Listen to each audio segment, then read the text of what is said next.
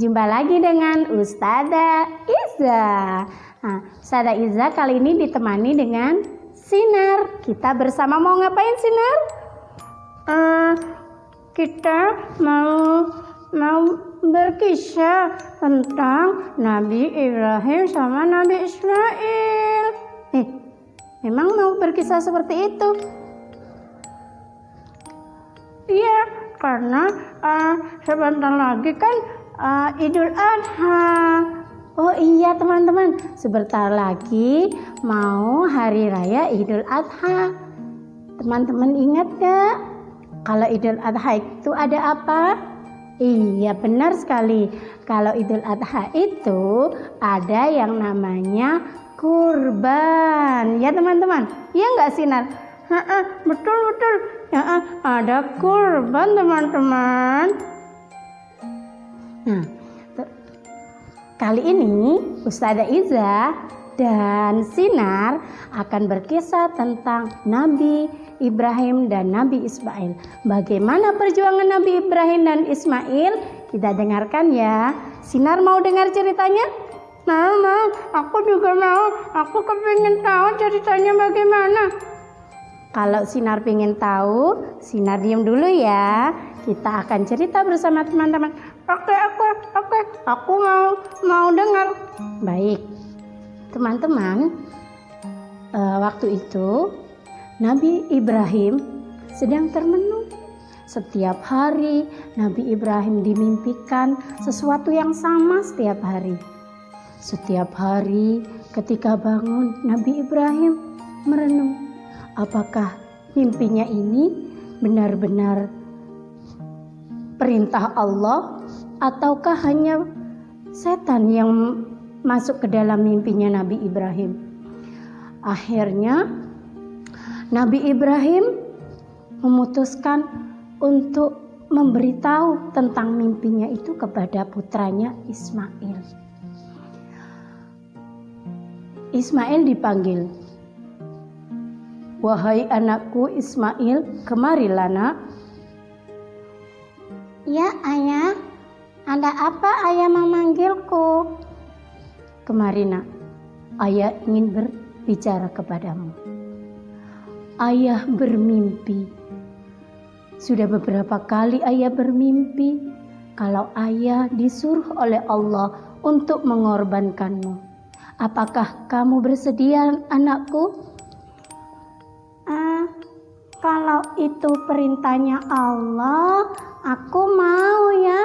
Tapi apakah ibu mengizinkan ya?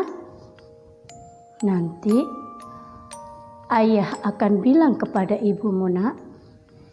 Baiklah ayah, kalau itu perintah Allah, aku akan bersedia. Akhirnya Nabi Ibrahim meminta izin kepada istrinya Siti Hajar.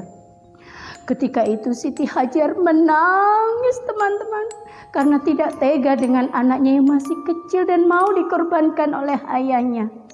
Karena Siti Hajar ketika memiliki seorang anak itu, Ibu Hajar sudah tua, usianya sudah 90 tahun dan Nabi Ibrahim sudah 100 tahun.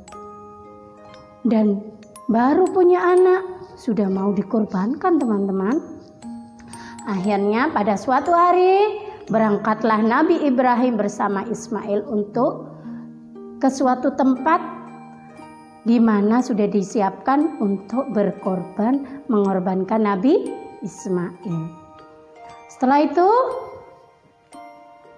di tengah-tengah perjalanan datanglah yang namanya setan.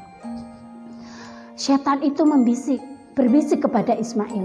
Hei Ismail, kamu jangan mau dikorbankan sama ayahmu. Kamu akan mati nanti.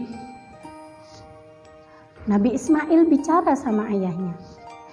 Ayah, itu ada setan yang menggangguku.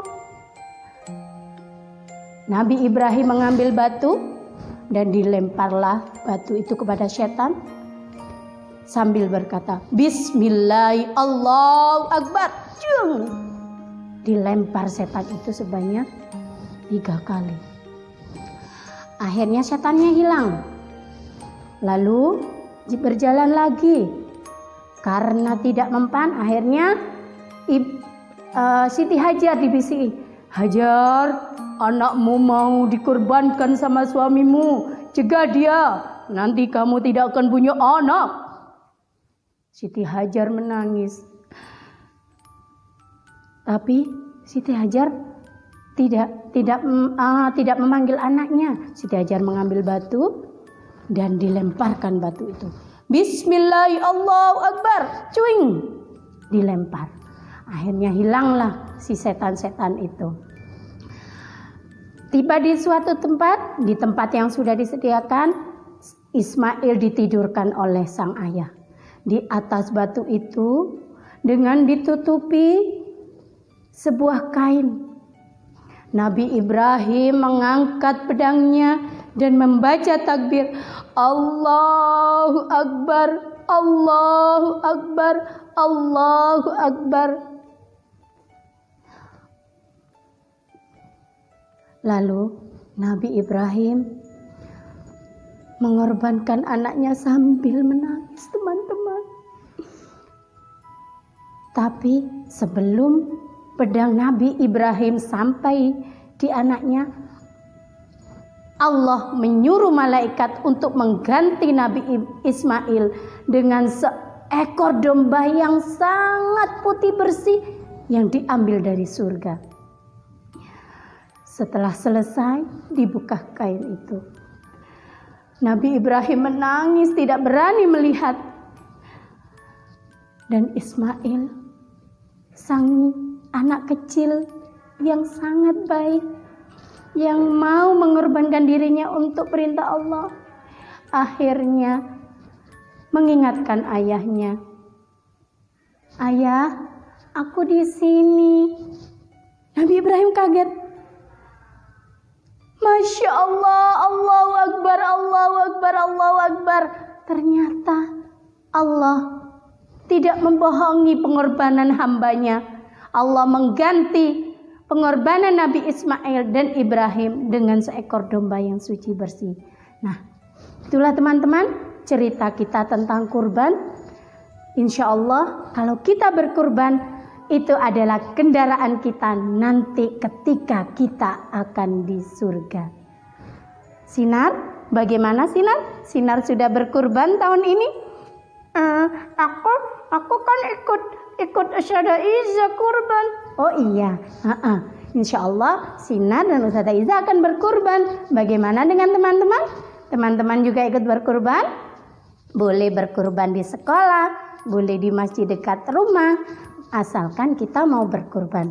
Apa niat kita untuk berkorban? Kita niat lillah karena Allah. Seperti Nabi Ismail dan Ibrahim berkurban lillah karena Allah. Kita berkurban, kita mengenang jasa Nabi Ibrahim dan Nabi Ismail yang telah berkurban. Terima kasih teman-teman.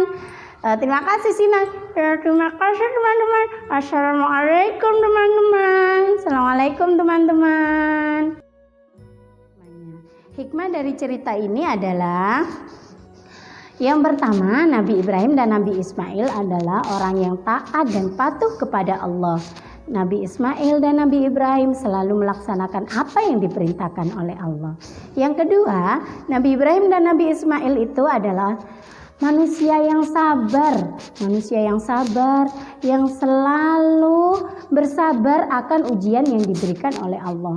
Dalam Al-Quran, surat Al-Baqarah ayat 286 disebutkan bahwa Allah tidak akan menguji hambanya melebihi batasan kemampuannya. Nah, itu teman-teman, demikian ceritanya. Terima kasih ya Sinar sudah ditemani. Iya, aku juga terima kasih ya teman-teman. Dadah teman-teman. Baik teman-teman, terima kasih. Assalamualaikum. Assalamualaikum teman-teman.